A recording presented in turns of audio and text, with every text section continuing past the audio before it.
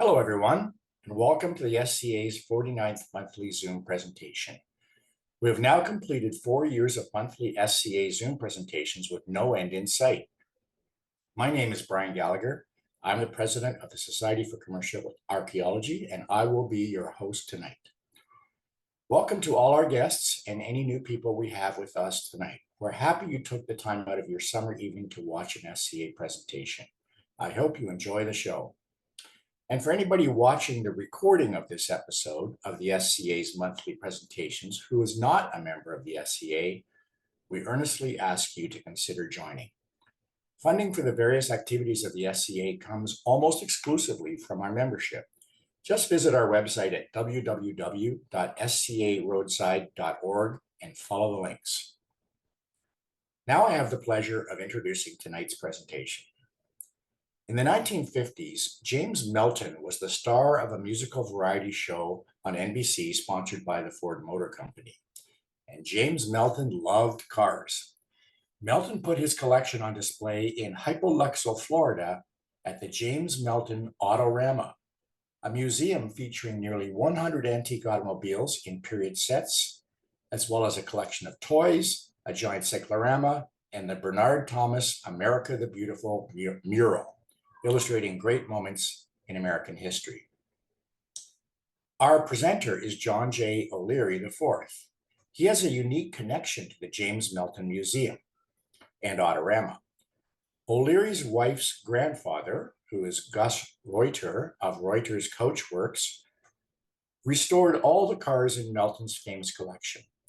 John has spent the past decade organizing never-before-seen items such as letters, unpublished images of Melton's cars, and other items that Melton gave to Reuters, like awards and signed photos. John's goal is to visually recreate both the Melton Museum, which was in operation from 1948 to 1953, and the James Melton Autorama that ran from 1953 to 1961. He plans to do this from old photos and other items from people who visited the Autorama decades ago. So without further ado, I would like to introduce John, and ask him to come on and give us his presentation. Good evening, everyone. Thanks, Brian. Thanks to everyone at the SCA for allowing me the opportunity to host this Zoom presentation tonight. As Brian said, I've been researching the Melton Museum and Autorama for well over a decade. I'm going to go ahead and put my LinkedIn profile in the chat, give you a little more info and background on me. And in case anyone has any links to anyone that might have any pieces of the Autorama or photos or ephemera, I'm always interested. So my contact info is in there as well. Let me go ahead and share my screen here. Again, with the first slide you're looking at is a view of the Autorama from Florida. And what most people would have been driving on was the 1918 Dodge Victoria. So the photo that got me started was this one. It's the 1951 press photo from NBC that Melton sent to Gus. And again, I've didn't hear of James Melton. I've heard of others, but not him. So that got me curious. Well, who is this guy? So come to find out, he was an incredible singer. He was kind of the first multimedia star. In 1940, he hosted the Telephone Hour. In 1944, he hosted the Texaco Star Theater on the radio. And then again in 1945, he hosted the Harvest of Stars. Let's see, what's the next one? Again, here he is, this CBS press photo for the radio. He's got, the voice that could sing kind of anything. It reminds me of what Rod Stewart does now. He kind of sings the Great American Songbook. Melton kind of started this later in his career.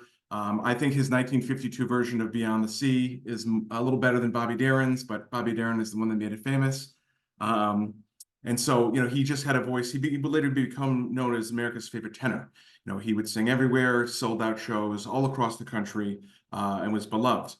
Then he gets into the movies. This is a lobby card, a very extremely rare lobby card from 1936 for the movie Sing Me a Love Song.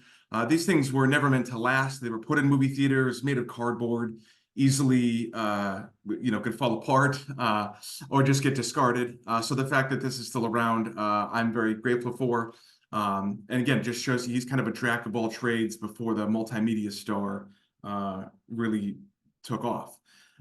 Here's a concert photo of his from 1945 back out in Oregon. And again, he hosts the, in 1951, he hosts the Ford Festival on TV. He got this show after he met with Henry Ford II. Henry Ford II wanted to see his Daimler Green Goddess car. And after meeting with him, he then sponsors Melton on the show. And again, Melton becomes hooked with cars at a young age. He's always incorporating it into any advertising he ever does. He always has some kind of car or car reference.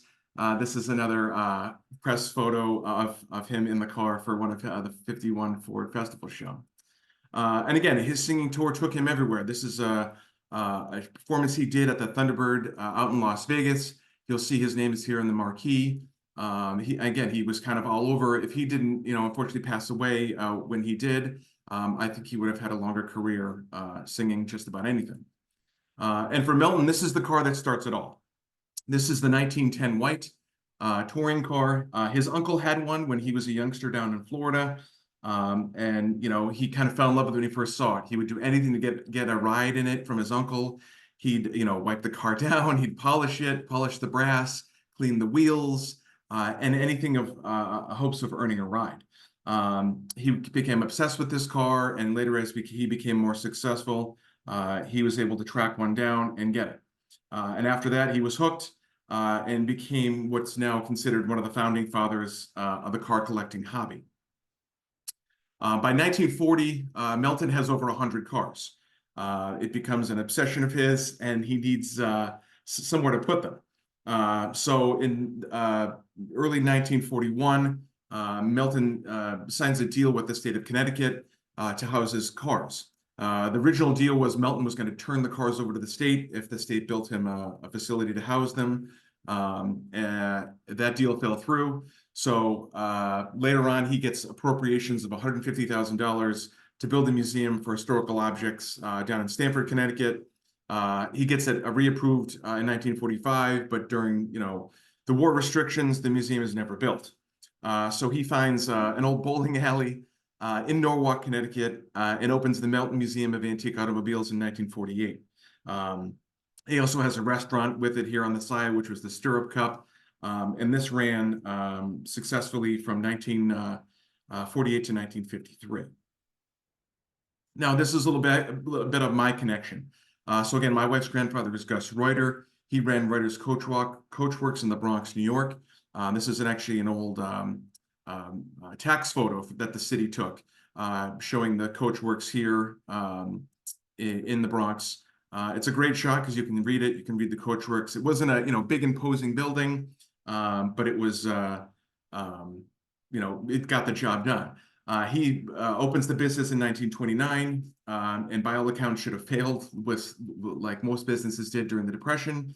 But the story goes that sometimes there was another car restorer, Zumbach, would siphon off work to Gus and essentially just take Gus's price and double it. And one of the days, the person at Zumbach forgot to take Gus's invoice out of the glove compartment, and the person who had the car was actually Alec Ullman, who started the Sebring race out in Florida, another very well-known car collector. So instead of going to Zumbach and paying double, he went straight to the horse's mouth here to Gus and brought all his cars there. Ullman knew James Melton. He knew Henry Austin Clark, who ran the Long Island Auto Museum. Ullman also knew Briggs Cunningham, who was another yachtsman and sports car racer. So Gus was fortunately never without work. Between these four guys, he was always busy, always had a car to work on. And from there, other clients included famed auto writer Ken Purdy, Dr. Sam Shear, David Tunick. Gus also worked on FDR's Packard 12 and President Woodrow Wilson's Pierce Arrow, which is currently down in Virginia. Gus is referred to as the Dean of Trimmers. His work is kind of, still around. If you ever are on any of these auction sites, if you can connect it to Gus's work, the price goes up. Same goes for Melton. And it was so good, he had a line for it. Everyone wanted to have their work done on. This is Melton's Packard. It's a 1908 Packard. This is black and white photo, but this is kind of the condition that it was brought to at Reuter's Coach Works down to the Bronx. And then when Gus worked his magic, this is what would come out. This color is specific to Melton. It's Reuter red. The only two people that I know that were allowed to have it were Melton and Ken Purdy, since Ken Purdy helped co-author Melton's book, Bright Wheels Rolling. Melton let Ken paint one of his cars, the famous Reuter red that was only for Melton. When the museum closes in Norwalk and moves, the Autorama opens in '53. Melton does everything he can to lure Gus from the Bronx to Florida, but alas, Gus decided to stay in New York and did not move with him. Another sample of Gus's work from Melton. This is the 1905 white. It was in horrible condition when Melton got it. He drove, I think, to somewhere in Wisconsin to get it from a woman who had it, brought it to Gus, and after Gus was able to work on it, this is the result. So this is the car down in Florida. The top actually has a hat box. It's actually a hat box. It's not a spare tire, but it's actually a hat box. And again, you see the ornate details inside with the leather and the upholstery, just compared to what the condition he got it in. So Gus did an outstanding job, and you can see why Melton brought all his cars there. When the museum closes in '48, Melton just doesn't open the James Melton Autorama in Florida. He has, it makes a big spectacle of it. All the cars were driven down to Florida from Connecticut. I think 6 were driven under their own power, including the 1900 Rockwell Hansom cab, which is believed to be New York City's first taxi cab, and the 1922 Wriggles bus. You'll see on the flatbed is the old Jumbo, the 1899 fire engine that was driven down, not under its own power, but again in the Melton cavalcade of cars coming down with a stop in DC. Again, driven through Fort Lauderdale on the way to Hypoluxo. This is the locomobile, and you see behind him, you can see the squirrel license plate. Melton was famous for having all the Connecticut vanity license plates. So he had either his name's J Mel or other various versions. I've got a couple examples of later on. So you knew it was Melton's cars by his Connecticut vanity plates almost instantly. Here's Jumbo on the flatbed again. So you see it says, I'm on my way to the James Melton Autorama, 8 miles south of the Palm Beaches in Hypoluxo, Florida. Again, here's the Jumbo outside of the Autorama as it first opens. Again, this is another unique automobile, one of the few only fire engine of its kind still left in existence. Melton had it and brought it down to Florida. So the beautiful 11-acre property that was acquired by Melton was once the fashionable Lakeshore Casino. It was originally built as the Reinhardt home, and it is patterned after Beauvoir, the stately residence of Jefferson Davis in Biloxi, Mississippi. So you see the incredible driveway it's got going down and the parcel of land that it's on. This is a kind of a diagram of what the Autorama is going to look like. Unfortunately, there's not a lot of records left. There's no, drawings or architectural plans to go on. So I've been able to kind of track things down in rooms, again, through photos and other things that I've been able to track down. But it's a great shot of Jim holding his diorama of the Autorama. When the Autorama first opens, again, all the cars are to be in running condition. He doesn't want you to just look at the cars, kind of walk by them. He wanted you to get that great same thrill that he got when he first started driving cars as a youngster. This is the Oldsmobile Limited he's driving around the property, and on his left is his daughter Margot here, who's riding with him. Another great piece is the bumper sticker for the Autorama. Again, a lot of these things have kind of been lost to history. Some people have them, the parents have them, the grandparents have them. They're sitting around somewhere. They don't know what to do with it. Fortunately, they haven't thrown them away. So I've been able to track some of these down. And this is one of the great bumper stickers for the Autorama. It says Florida US Route 1. Another advertisement for it. I guess on Route 1, the big sticking point was 8 miles south of the Palm Beaches. So, you can kind of make a day of it. Come to the Autorama, go to the beach still if you want, but getting people in. And again, what is it? I think at one point it said age 100 and over are free as well. Children under 12 and over 100 were free. Not on this ad, but I guess on another one. And prices were reasonable for the people to get in. He wanted not only adults, but kids in there as well. Again, it opens April 25th, 1953. Billed as one of Florida's most fabulous attractions. Again, see the Renault Racer, the 1903 Ford, the 1911 Peerless, International Harvester. The list goes on and on. The great slogan was $1 million museum of automotive memories. Again, he had so many unique cars. Fortunately, he was able to avoid the scrap during the war. Again, he knew several different people high up in government, so he got an exemption for his cars. Otherwise, they would have been scrapped for the war effort. But fortunately, they were given a pass. Again, another advertisement for it. Always interested in what the opening hours were. This seems to fluctuate over the years, and as you'll see some of the slides coming up. But I'm always curious to see what the hours were each day and how that changed over the years. Now he's got competition, right? So this is Florida before the mouse. So again, he opens the Autorama in '53, but he's not alone.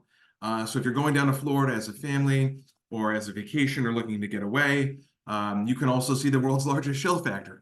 And there's a great, all these things are trying to pull tourists off the road. So there are these large roadside attractions to try to get you to come in. So the great seashell in this one. He's not the only car show in town.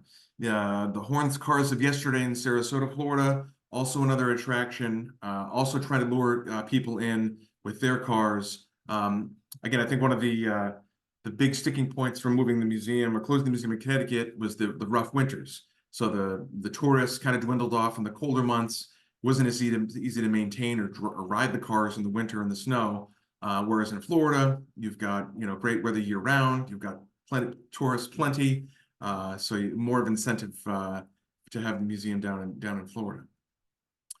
You've also got Florida Silver Springs, which has the carriage cavalcade. So this was the entrance to the Silver Springs. So he's not alone in trying to get tourists to come in and visit and ride the cars.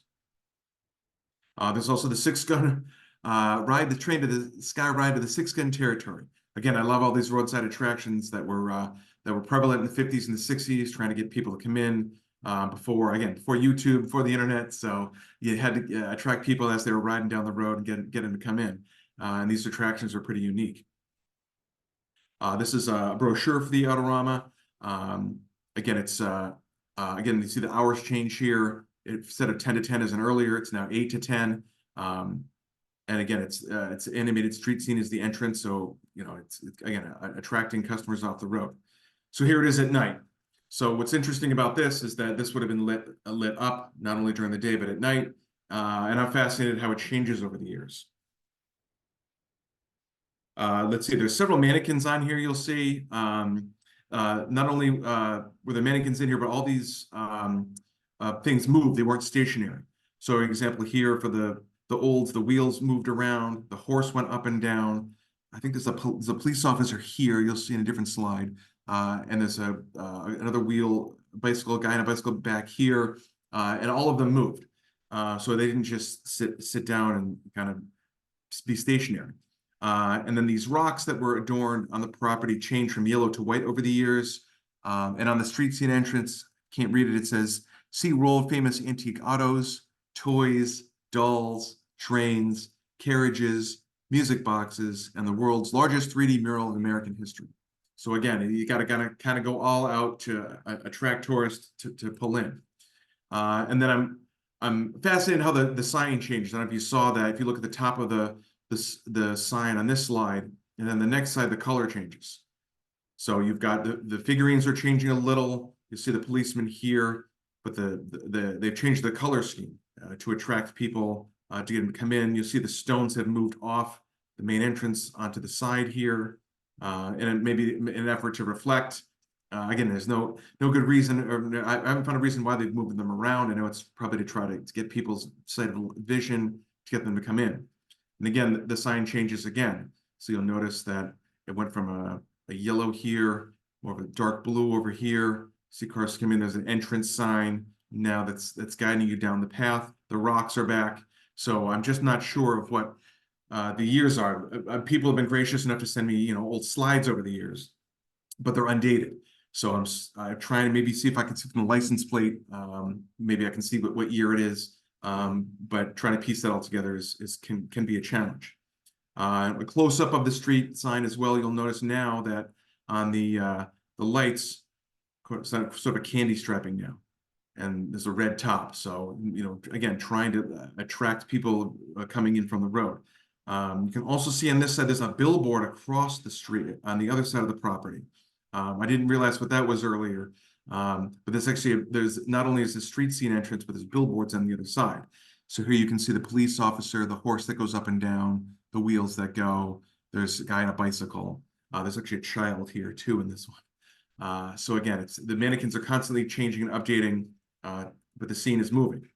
Here you see the police officer. You see the lights up top that illuminate it at night. And again, they're changing the mannequins, but it's ever changing, ever going. Another interesting shot. Again, the bicycle's up front now. The police officer here. Again, the color has changed up top. Again, to try to lure more people in. And now this is looking from a different view. You've got the other side, which you have billboards for, which I had never seen before. So here it says James Melton Autorama, Cyclorama of American History. Here's the sign as you would have pulled in for Cyclorama, America the Beautiful. I think it says 3 years to produce by Bernard Thomas, the artist. See it with music and narration by James Melton and Lowell Thomas. And here another billboard promoting picnic grounds. So not only could you drive the cars, this is again that Dodge Victoria, but then you could have a picnic at on the grounds as well. Hadn't seen these billboards before this slide. And a great shot of how big the grounds actually were. It's one thing when you see photos of just different stills and slides, but here's a great shot of the building itself and the several rooms that were gone with it. A lot of times you just see the Jefferson style pillars here where people took photos, but there was actually an office on the side. You had cars lining the ride down. There's a welcome police officer here with a stoplight. I'm not really sure what that did. And then a service area here for cars if they needed it. Again, a close-up view of it. Here's the Detroit Electric, Riddle's bus, and then the Dodge Victoria, again, parking for customers that came in. Here's an up-close view of the Detroit Electric with someone who was coming to see the Autorama. What's actually great about these slides is that it's kind of an overcast day, which actually turns out being the best kind of weather to take these photos. Most people think you want like a great sunny day, but that's not always the case because you get the glare. So whoever took these photos was on an overcast day, so it's turned out great because there's no glare. You can see cars and other carriages in the background. They're not blurred out or anything. Get another path into the Autorama with the flagpole. I believe this is the Willys fire engine and the Dodge Victoria here. Again, just the ornate welcome signs, and then the shutters as they seem to change over the years as well. And then the carriage that lined the other side of the road going in. You see the stones have changed from yellow to white. Again, not really sure why, but just this, again, I love all the small details. So it's a small detail as to why the details were changing. This kind of struck my eye. This was again out another promotion as you drove down the driveway, and then it dawned on me what this was. So back when Melton had his museum in Norwalk, he had these giant color cutouts of cars on top of the roof, and I've heard they were in color and they were fantastic to see, especially at night. But it didn't dawn on me until I found this press photo of the cars that were at the museum. So this is just a black and white photo, but you'll see, go back, that this is what it would have been. This is what was on top of the museum in Connecticut. So this was the second one in here. And then the next slide has this one. So I believe this was the first one here. So again, it's just something that I didn't think I would actually see in color. Come to find out, Melton repurposed it, used it on the grounds of the Autorama, and someone was lucky enough to snap a photo of it, and I've got it, and I can piece together, oh, that's where this came from. He brought it from Connecticut. Here's another up close room of look of the Jefferson's Davis style museum as the entrance. Again, people coming in and out. You had now entrance signs on the left and the right, and there's now a parking sign. It's got flamingos in there. On the left over here is the gift shop, and I believe it's the tile shop. I've got more up close on that in a second. This is the welcome wagon. Again, this would have been driven around. Another car to drive around. It worked. I believe this is still around. I think it's in someone's collection. And again, you see that now there's an entrance sign here. You've got the lighting on either side of the Autorama. And again, another interesting view. Now you've got these light poles on the shutters. The entrance side here, someone posing in front of the entrance. Clearly see, the lettering is still on there. But it's the little nuances that I really love. I believe this one I know was 1960 with the lamps on the shutters. I do have that date for this one. And then here's an up close of the welcome wagon, which is interesting. You can see behind, again, the brass lights all worked. They were all polished up. This wasn't, just out there sitting collecting dust. You can see the gifts. It says gifts and souvenirs to the left. So there was a gift store. There was for souvenirs, just kind of as there is anywhere nowadays to get items to bring home with you.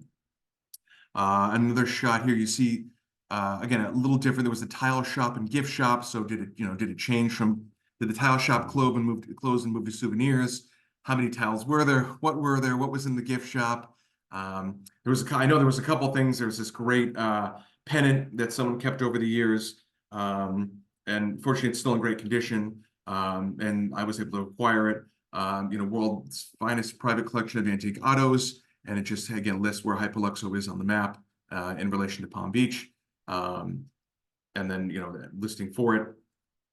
This is an old keychain for the Autorama, and it would have looked like it moving as you moved it into the light up and down with the keychain. This is interesting. This is actually a sticker from a plate. I've never seen this before. So I guess as you bought something and you paid for it, either on the bag or on the plate, they would have, they put gift shop on it. Does this mean it was paid? I've never seen the sticker before. It's really unique. I'm glad, someone kept it. The person that had this had gone there to the Autorama as a school trip and purchased the plate, kept it for years, didn't know what to do with it, contacted me. I was able to scan it and send it back to her. But I'm really glad she shared it with me. This is the 1907 Stanley steamer. Again, a lot of these cars that Melton had, he kept the Connecticut plates. He never, I don't see never, only a couple did he put Florida plates on. A lot of them he kept the Connecticut plates on even while down in Florida. This is again, view of the Autorama. This is the Corbin Cannonball Racer. Again, it's got the JEDG Melton Connecticut plate on it. And it's also kind of harder to see. He also had a monogrammed M on the seat here. That was done at Reuter's Coach Works in the Bronx. Again, Briggs Cunningham, Henry Austin Clark, James Melton, they're always looking to one-up each other. So how is he going to one-up each other? If you ever got the car restored, well, put your initial on it. So Melton put his M on many of his cars. Some of the cars still have it today. A lot of people, if the cars have been bought and sold, don't know what it stands for, but they're still around. Again, the close-up of that Dodge Victoria. This is what a lot of people that visited would have driven around the grounds. Again, it was kept in working condition. It still has all that great, the brass lights on it. The headlights on it work. It's just a great car. I mean, what a thrill it would have been to drive around in this thing or get ridden around in. He really wanted you to experience that. I guess here he did put a Florida plate on this one for welcome. I don't know if that's a vanity plate or we needed to register the car because it didn't leave the grounds. And then the Ruggles bus is behind it here with another family that's enjoying the ride. Another car on the grounds was the 1914 Mercer Raceabout. Melton had an incredible collection of race cars. This is really before, the first kind of race cars, street cars kind of come out. This is what America had, and these cars were incredible. Again, the gears were a little wonky looking nowadays to work, but they're one of a kind automobiles. This is the 1933 Chrysler Imperial. What's great about this car is, I don't know if you can see it here, but the license plate says Tune, T-U-N-E.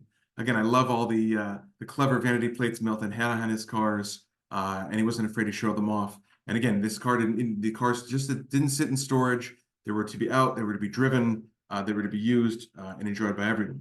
Here's a close-up of the Riggles bus with someone posing with it. What's great is he would, had several different iterations of logos and designs for the Autorama. It's a close-up of it. So here's the Autorama with the arrow pointing to where Hypoluxo is on the map. Again, just a clever, marketing strategy to get people noticing it and to come down and take pictures with it. Can you imagine what there would have been if there was social media and Melton had this thing still? It'd be all over the place. So getting into the Autorama, the first room was one of the first rooms was the lake room.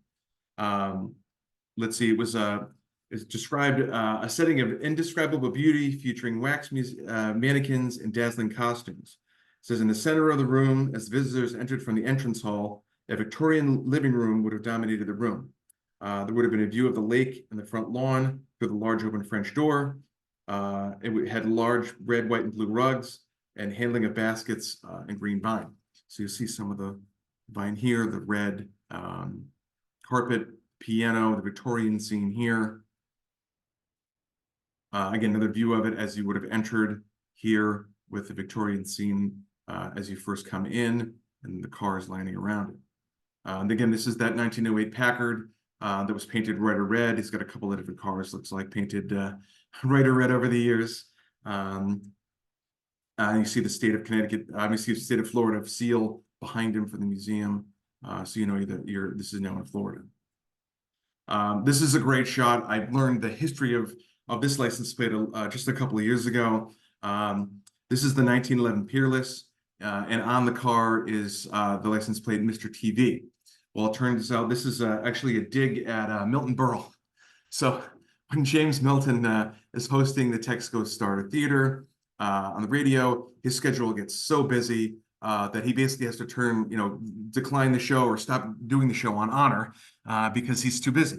So as a result, Milton Berle takes over from him, and Milton Berle, gets the nickname, Mr. TV. He goes on to his illustrious career. So this was Melton's kind of way of ribbing Milton Berle via the cars. And next to that is the 1910 White, again, the car that got him all into collecting. And again, just different trophies that you can see over here. He had different pictures and placards all over the Autorama. Another look at the 1901 Panhard Levasseur, which would have been in the corner of the room. The Detroit Electric on the left. The 1900 Locomobile Steamer, again, ordaining the room. Again, another look at the White here. There's the REO wagon is here next to it. I don't know if you can read that placard, but it's there. Oh, here it is, the 1904 Rio. So again, there's all these great cars that are in here that would be rotated around, all the great brass, lights and everything, which, in today's marketplace are extremely expensive. What's interesting about this shot's a little blurry, but this is actually the entrance to the Cyclorama. I've not seen another one, so this is the one I use. And actually on the left here where the window is, this is actually the elopement scene. The window was open. I think there's someone yelling and there's a couple on a bicycle riding away. So it's the elopement scene and then the entrance into the Cyclorama. So another advertisement for it. America the Beautiful, the greatest story ever painted by Bernard Thomas. And just incredible work of art that he has done. So you see in one of the brochures, it says, see the genius of Bernard Thomas reveal itself. And the largest 3D mural, which again, used in the making. This one says 2, another one says 3. So it's just, it took a long time for him to make it, painted this by hand. Again, another brochure for entering it when you would have come in. Sometimes they were handed out brochures that, again, never meant to be kept. You would, just like today, you come in, you get a brochure, you don't always keep it, you recycle it. And someone unfortunately was able to keep this one. So again, the cameras were encouraged. This is sort of the view around the room. Again, they want students to see it. It's not just come here. You don't have to be an adult to see it or a driving age. They wanted everyone, Melton wanted everyone, young and old, to come on in. Here you'll see a nice, great color postcard of Bernard painting. It was considered the great, Bernard Thomas was considered the greatest living American painter at the time. He did scenic wonders here of America from the pioneering days, which were depicting the New York skyline, Niagara Falls, the Great Lakes, the Rockies, the entire Great Western scene to the national parks, to the Pacific coasts, and the wonders and beauties of our country. This is the encirclement. Again, Mount Rushmore is below it. Just incredible work that he was able to hand paint. This is the Civil War scene. So you'll see the depiction of that. You've got Lincoln, Grant as well. This is the San Francisco scene. So the Golden Gate Bridge is visible here. The theater, I'm not really sure what all the fire, I'm not sure what all the other accoutrements here are, but I'm still researching that. But it's just a great view of what all the work that was done. This is the blacksmith scene. So again, all this would have been around kind of like a 3D room view. But again, there's just not a lot of pictures of it. There's not a lot of history on what was in there. There's not a lot of catalog on it. So that's my goal, is to kind of preserve all this. This is the early American scene. So again, working on the farm, and depicting how life would have been years ago. This is the firehouse scene. This is to the right of the visitor's sitting room was the quaint and original firehouse scene. It was a Model T truck here, ancient fire hose that looks like they were ready to be driven out in a moment's notice. It says in the center of the room, the chief and his assistant are engrossed in a game of checkers. And I don't know if you can see this here, but it looks like it says a fireman's getting ready to slide down the pole. So you see the legs coming down the pole. It says the room is painted red, and again, a thrill for old and young alike. This is the mirror room. So it was one of the most spectacular settings in the Autorama. It featured Titan-sized antique mirrors behind it, which were brass era lamps, horns, and other models. Let's see, the rugs in this room were hunter green and brightly colored. Cars were placed in the center of the room on the gold rug. So you'll see the 1903 steamer here. You see the glass and all the brass behind it. Just incredible room to kind of walk through with the contrast of the green and the gold rugs. This is the west wall of the mirror room. There was a gold leaf setting of a tremendous collection of famed Belgian automotive prints that Melton had. So this is the 1911 Maxwell car here, and behind it are the prints. Again, he had some just unique items in the Autorama that lined kind of almost every inch of every wall. This is entering the sitting room. So as you left the mirror room, you could have gone to the sitting room to rest, chat for a while, and get a step-by-step view and directory of where you were going. This is the chug-along room. This was designed for kids. So it had a fabulous collection of antique mechanical toys, electric trains, and again, kids were delighted to have a room of their own and not just have to walk around with their parents and see the big cars. So in total, there were 7 rooms: the lake room, the mirror room, the fire hall, the chug-along, America the Beautiful, the pavilion, and the sitting rooms. There was a series of postcards that went out in the gift store. I think I've collected all of them. I think there was 24. I'm not going to show you all 24, but these are just some of the highlights of them. There's the Columbia Electric here on the right, and this is on the left, that 1900 Rockwell Hansom cab, which is the original taxi cab in New York City. Again, the Columbia Electric with the ornate, decorations inside. This has been in the view looking out from the entrance. So looking then back up the driveway with the Riggles bus and the Dodge Victoria view from it. Again, this is the Dodge Victoria out posing for pictures. Again, the cars were out and about, not just sitting in the museum. Again, a close-up of that 1900 Rockwell Hansom cab. This is the curved dash Olds. Again, it's a great one. You stewarded by this was the steering wheel.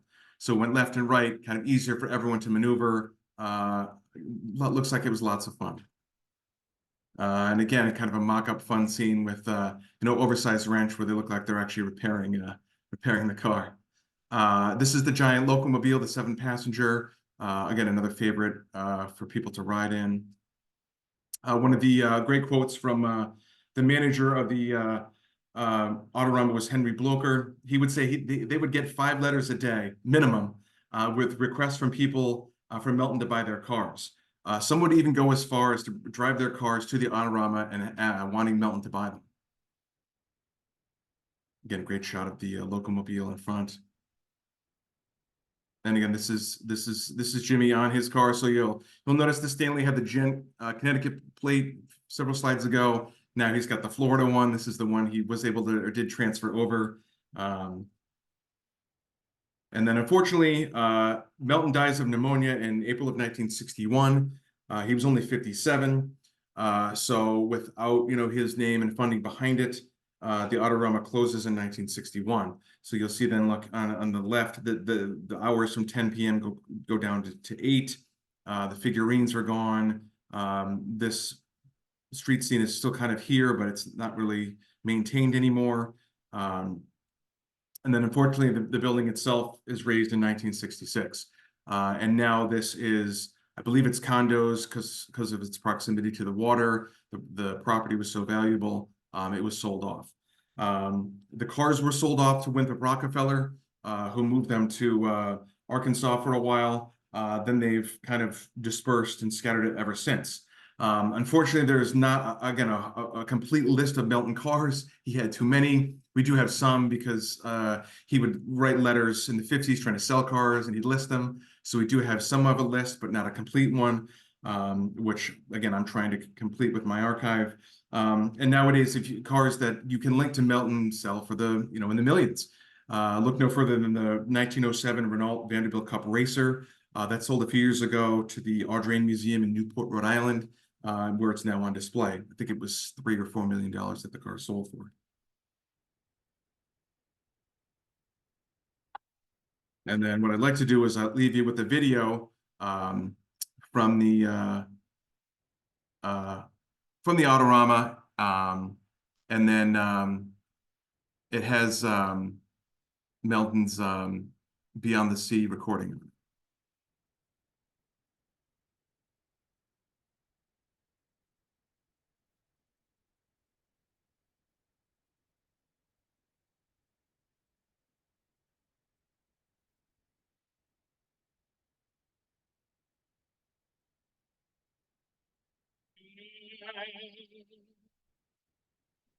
Beyond the sea, somewhere waiting for me, my loved one stands on golden sands and watches the ships that go sailing. Somewhere on the sea, she's there waiting for me. If I could fly like birds on high, then straight to her arms I'd go sailing. It's far beyond the stars, it's near beyond the moon. I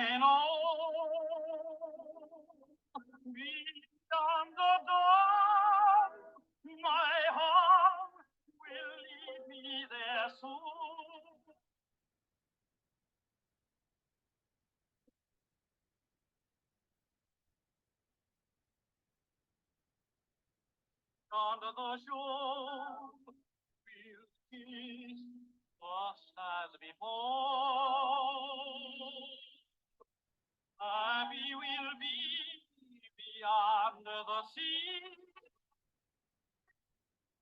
and never again I'll go sailing.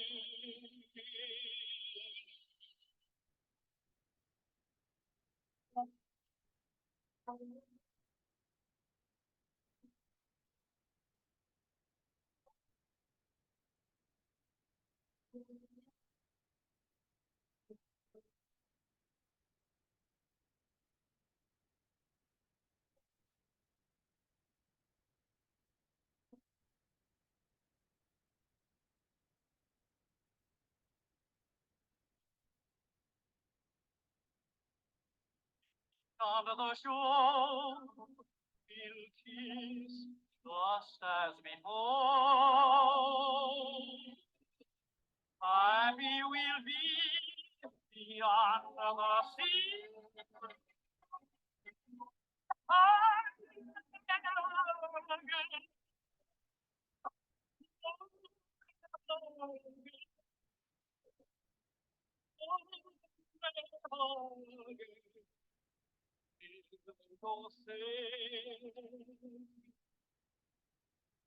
Beyond the sea.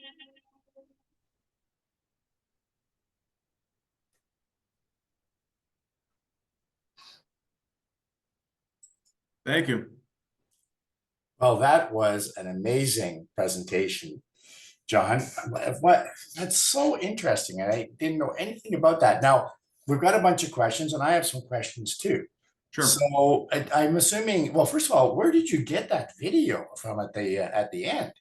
So someone had, there was an old, it's called World in Color, World Productions, and they did several things over the years, and that was one of them. I've only seen a couple copies, and unfortunately, the guy who had it passed away before I was able to get his, like, the actual 8mm. So it's just a copy of a copy. That's why it's kind of grainy.